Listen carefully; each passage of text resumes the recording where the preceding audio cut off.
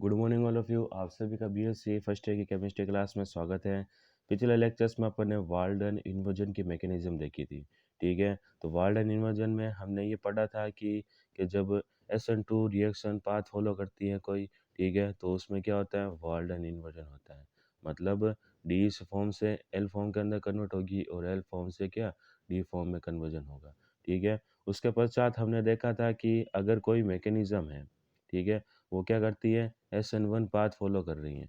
ठीक है, तो वाल्डन जो इन्वर्जन होता है, ठीक है, वो नहीं होगा। ठीक है, मतलब डी से डी फॉर्म ही मिलेगी और एल से एल फॉर्म ही मिलती है। ठीक है, इसको अपन क्या कहते हैं, रेटेंशन ऑफ कॉन्फ़िगरेशन कहते हैं, मतलब विन्यास का अपरिवर्तित रहना। ठीक है, अब अपन बात करते हैं इसके एग्जाम्पल की, रेटेंशन ऑफ कॉन्फ़िगरेशन कैसे होता है। तो ध्रुवण घूर्णन के 2-ब्यूटेनॉल की अभिक्रिया अगर अपन थायनिल क्लोराइड के साथ करवाएं, ठीक है, तो प्राप्त उत्पाद ध्रुवण घूर्णन का 2-क्लोरोब्यूटेन होता है। ठीक है, जैसे कि CH CHOH CH2 SOCl2 से रिएक्शंस करवाई। ठीक है, तो प्राप्त जो यौगिक होगा वो भी 2-क्लोरोब्यूटेन ही होगा, मतलब उसकी जो सविन्यास है वो चेंज नहीं होगा। दूसरी बात, अब SN1 रिएक्शंस के अंदर क्या होता है, अपन को पता है कि पहले क्या होता है, कार्बोकैटायन का फॉर्मेशन होता है। ठीक है, फर्स्ट 2 स्टेप के अंदर ये रिएक्शन होती हैं।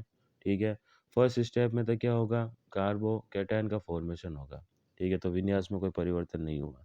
ठीक है, अब जो सेकंड स्टेप में है वो कार्बोकैटायन पे क्या कोई भी न्यूक्लियोफाइल आके अटैच होगा। ठीक है, वहाँ से अटैच होगा जहाँ से कोई भी स्पीशीज रिमूव होती है। ठीक है, तो जो बाकी का जो मॉलिक्यूलर अरेंजमेंट है, ठीक है, उस पर किसी तरीके का इफेक्ट नहीं पड़ेगा। ठीक है, जिसकी वजह से विन्यास चेंज नहीं होता है। इस अभिक्रिया में प्रतिस्थापन के दौरान आंतरिक रूप से निष्कासित क्लोराइड नाभिक स्नेह के रूप में करता है और कार्बोनियम आयन पर उस पर दिशा से प्रहार करता है जहाँ से वह समूह हटता है। इसके परिणाम स्वरूप किरेल के अंदर का विन्यास परिवर्तित नहीं रहता। ठीक है, जबकि SN2 रिएक्शंस के अंदर अपन ने क्या देखा था, जहाँ से कोई Cl निकल रहा था, ऊपर वाले एग्जाम्पल में देखिए कि जहाँ से ये Cl निकल रहा था, ठीक है, तो उसके बैक डायरेक्शन से, मतलब अपोजिट साइड से, जहाँ से Cl निकल रहा है तो उसकी अपोजिट साइड से ये क्या OH जो है वो अटैक कर रहा था। ठीक है, इस वजह से ये जो इन्वर्जन है चेंज हो रहा था। लेकिन अगर अपन SN1 की बात करें, ठीक है, SN1 के अंदर क्या होता है कि जहाँ से कोई भी स्पीशीज रिमूव होगी, ठीक है, जैसे कि इसके अंदर अपन देखते हैं जब SOCl2 से रिएक्शंस करवाते हैं तो क्या होगा, इसको अगर ओपन करके देखते हैं तो फर्स्ट स्टेप के अंदर क्या होगा, एक OH है जो कि रिमूव होगा, जिसकी वजह से कार्बोकैटायन के ऊपर क्या आ जाता है, पॉजिटिव चार्ज, मतलब ये कार्बोकैटायन के रूप में कार्य करने लगता है। सेकंड स्टेप में क्या होगा, जहाँ से ये OH रिमूव हुआ है, ठीक है, वहाँ पर ये जो Cl है न्यूक्लियोफाइल वो अटैच होगा, मतलब जहाँ से OH रिमूव हुआ है, पहले स्टेप में OH रिमूव होगा और दूसरे स्टेप के अंदर क्या Cl अटैच होकर के ये एक नया क्लोरोब्यूटेन का फॉर्मेशन करते हैं। जबकि बाकी का जो अरेंजमेंट देखिए, अगर आप मॉलिक्यूल का देखिए, ये पूरा के पूरा क्या है, एज इट इज रहता है। ठीक है, केवल जहाँ OH रिमूव होता है वहाँ Cl का क्या होता है, अटैचमेंट होता है। इस वजह से इसके अभिविन्यास में किसी तरह का कोई अंतर नहीं आता। जबकि अपन SN2 में देखा था, जहाँ से कोई भी स्पीशीज निकल रही थी उसको अपोजिट डायरेक्शन में कोई भी इस पर न्यूक्लियोफाइल अटैक करके एंटर हो रहा था। ठीक है, और SN1 रिएक्शन 2 स्टेप्स में होती है। पहले स्टेप में कार्बोकैटायन रिमूव बनता है, दूसरे स्टेप में न्यूक्लियोफाइल वहाँ पर अटैच होता है जहाँ से पहले स्टेप के अंदर स्पीशीज निकल के कार्बोकैटायन का फॉर्मेशन हुआ था। ठीक है, इस अभिक्रिया में प्रतिस्थापन के दौरान आंतरिक रूप से निष्कासित क्लोराइड आयन नाभिक स्नेह के रूप में कार्य करता है तथा कार्बोकैटायन आयन उस पर दिशा में प्रहार करता है जहाँ से वह समूह हटता है। इसका परिणाम स्वरूप किरल कार्बन का विन्यास अपरिवर्तित रहता है। ठीक है, अब अपन देखते हैं कि निकटवर्ती समूह प्रभाव के कारण विन्यास अपरिवर्तित रहना, कि retention of configuration due to neighbouring group participation, कि अगर पास वाले ग्रुप के कारण कैसे रिटेंशन ऑफ कॉन्फ़िगरेशन पॉसिबल होती है। देखते हैं कि यदि प्रकाशिक सक्रिय यौगिक के निष्कासित होने वाले समूह के बी स्थिति पर कोई एकांक इलेक्ट्रॉन युग्म युक्त समूह Z उपस्थित हो तो अभिविन्यास अपरिवर्तित रहता है। वापस से देखिए इस लाइन को, कि यदि कोई ऑप्टिकली एक्टिव कंपाउंड है, ठीक है, ऑप्टिकली एक्टिव कंपाउंड है, इससे निकलने वाला कोई भी समूह क्या है, बी है। ठीक है, और बी पर एकांक इलेक्ट्रॉन युग्म युक्त क्या है, जेड उपस्थित है। ठीक है, बी के से कौन जुड़ा हुआ है, जेड, जिसके पास क्या है, लोन पेयर है। ठीक है, जेड के पास में यहाँ पर 2 लोन पेयर प्रेजेंट है। ठीक है, तो विन्यास क्या रहता है, परिवर्तित रहता है। इससे निकटवर्ती समूह क्रियाविधि द्वारा स्पष्ट किया जा सकता है। इसमें SN2 Y प्रतिस्थापन होता है। प्रत्येक में विन्यास का क्या प्रतिलोमन से उत्पाद का विन्यास मूल विन्यास के समान रहता है तथा परिवर्तित रहता है। अब अपन देखते हैं कि इसकी रिएक्शन मैकेनिज्म कैसे पॉसिबल होती है, ध्यान से समझिएगा इसको। ये वाला कोई कंपाउंड है, ठीक है। अब इसमें से क्या है, कोई भी एक, जैसे जेड के पास अपन देखा था क्या है, लोन पेयर है, ठीक है। अब ये लोन पेयर क्या करेंगे, इस बॉन्ड को ट्रांसफर होंगे। जब इस बॉन्ड को ट्रांसफर होते हैं तो कार्बन और इस कार्बन और एल के बीच में एल रिमूव होगा, ठीक है। तो यहाँ से इसके बॉन्ड के इलेक्ट्रॉन इसकी तरफ आ जाएंगे, ठीक है, और ये एल यहाँ से रिमूव हो जाता है, ठीक है। अब ये एल यहाँ से रिमूव हुआ तो मतलब जेड ने इस कार्बन को लोन पेयर दिए तो ये इसके साथ में क्या एक बॉन्ड का फॉर्मेशन कर लेगा, ठीक है, नीचे वाले कार्बन के साथ में भी, ठीक है। तो ये इस तरीके से जेड है वो कार्बन के साथ में बॉन्डिंग कर लेगा, ठीक है, ये देखिए, ठीक है। फर्स्ट स्टेप यहाँ पर कंप्लीट हुआ। सेकंड स्टेप में अब क्या होगा, सेकंड स्टेप में ये होगा कि जो इस कार्बन के पास में जो बॉन्ड इलेक्ट्रॉन होंगे वो क्या होंगे, वापस इस बॉन्ड पे ट्रांसफर होंगे, जिसकी वजह से जेड प्लस की वैलेंसी कंप्लीट होगी, ठीक है। और यहाँ से एल रिमूव हो चुका था, ठीक है, न्यूक्लियोफाइल यहाँ पर अटैक करेगा, मतलब न्यूक्लियोफाइल यहाँ पर अटैक करना, ठीक है। सेकंड स्टेप में इसको इस पर क्या आ गया था, पॉजिटिव चार्ज आ गया था, मतलब यहाँ पर का इसने जेड ने अपने लोन पर दिए थे फर्स्ट स्टेप में। सेकंड स्टेप में क्या होगा, इस पे जो पॉजिटिव चार्ज है ये पॉजिटिव चार्ज पे न्यूक्लियोफाइल अटैक करेगा, ठीक है, जिसकी वजह से इसकी वैलेंसी कंप्लीट हो जाएगी।